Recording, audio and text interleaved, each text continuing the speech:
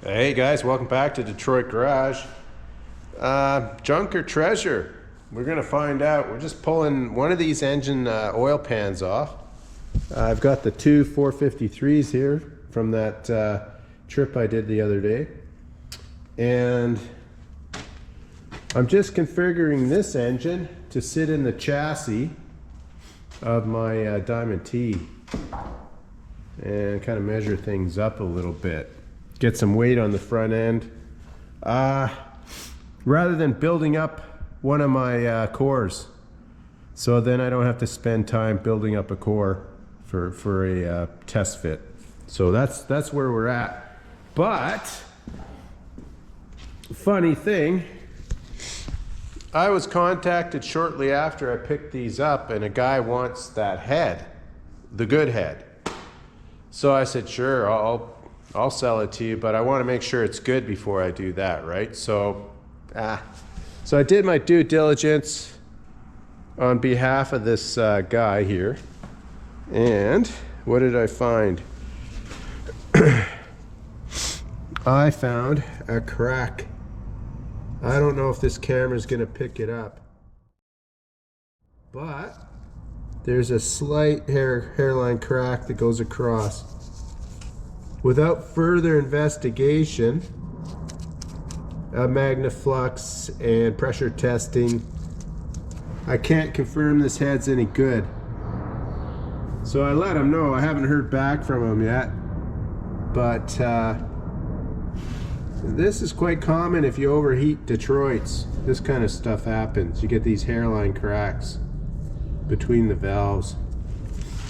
And we're just pulling the oil pan off. I left one bolt in it for you, but you can see it's not a happy camper. So let's get this last bolt out and see what we've got here. I've got to pull the oil pan off because I got to set the nasty.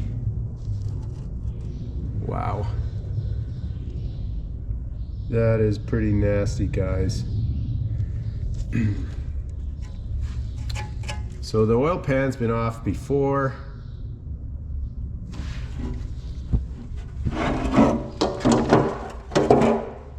So another archaeology dig. I don't know, geez, people, oh boy, put their engines out in the rain like this. So that's really nasty. And then they do this, they for whatever reason, they cut holes in here. Maybe thinking they're going to get more oil flow or something. And then that screen is totally gone.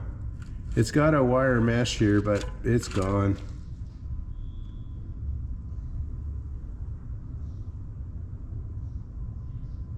So the only other salvageable bits off this engine, of course it can be rebuilt. Not saying it can't. But the timing gears, probably garbage. And depending on how much water got into the crank area, it could be garbage or could be savable. It's hard to say. But I'm just going to pull the pickup off and then I'm going to set it into the Diamond T. And then put, you know, exhaust manifold, turbo, and all that stuff on it to get an idea of how everything fits. This one, it had a bit of oil in the oil pan, so maybe it'll be all right. But this one here, wow, she's dry. You don't see Detroits like this much. I seem to keep finding them though.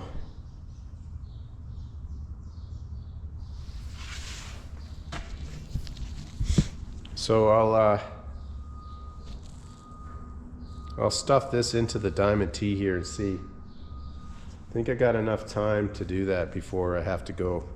But anyway, we'll continue on. Well, we've got it kind of configured to go in the Diamond T.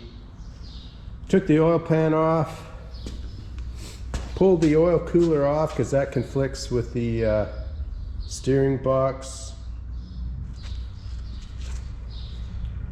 And it's been a long time since Jimmy leaked. Hey, he's leaving his mark now though.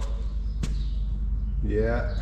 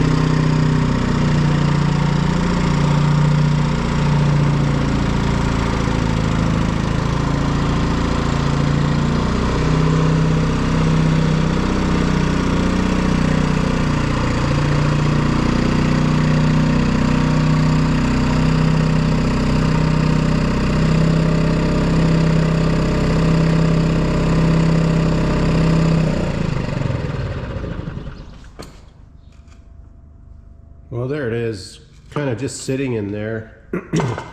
But again, the cab fell down. I've got to lift that back up, but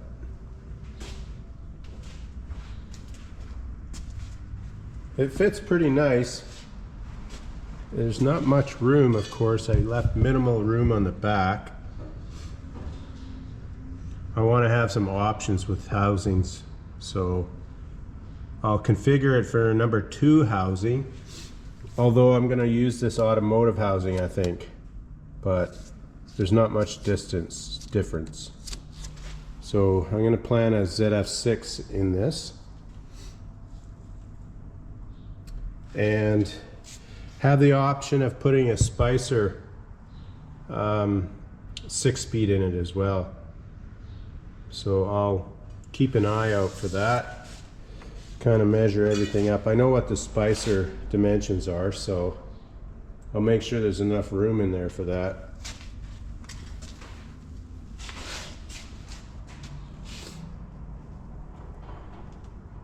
And there's just enough room as well to close the hood. So perfect. I have to figure out a mounting system for the front.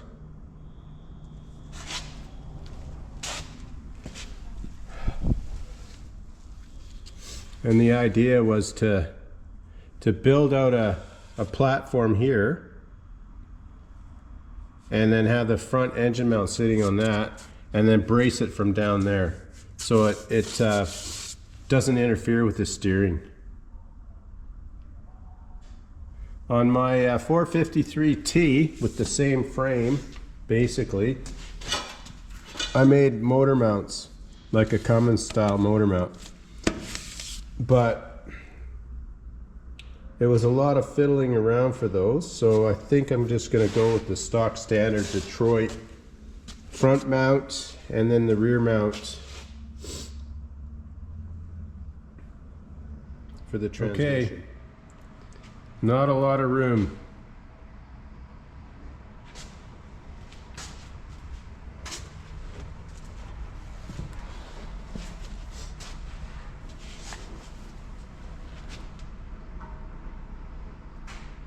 That's kind of roughly what it's gonna fit like. And I'd like to put a nice radiator in here and run a fan at the same time, an engine driven fan. Some have suggested running electric fans, but I'm not a big fan of those things. I'm not sure if they move enough air to cool this on hot summer days going up the mountains. You know, I want to use this for everything, towing, hauling, you name it. It's got to be able to do it, and I'm not sure these electric fans are the answer. So if I was to put a fan on, it would run right in here. Hardly any room for a radiator.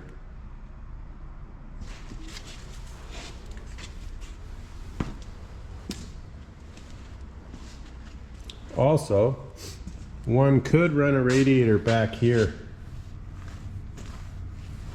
I may have to do that with electric fans and set up on a thermal switch. Yeah, maybe.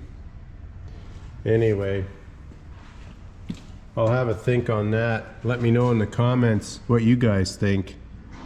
There's just, there's no room in there for a radiator and a fan. So a radiator and electric fans maybe, and then put another big radiator behind the cab. Or start cutting into the cab and move the engine back 2 inches, and then that would give me room. So I'll have a think on that, but gives me a good idea at the moment where everything sits. I'll level up the cab again and then get these fenders all sorted up.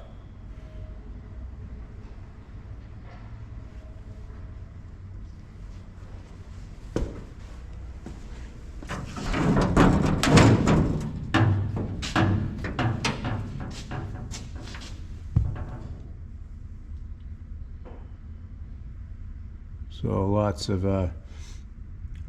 room to play with here.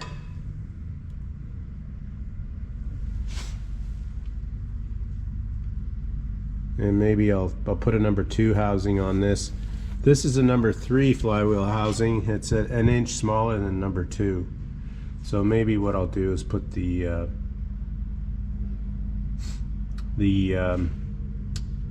number 2 housing on the engine.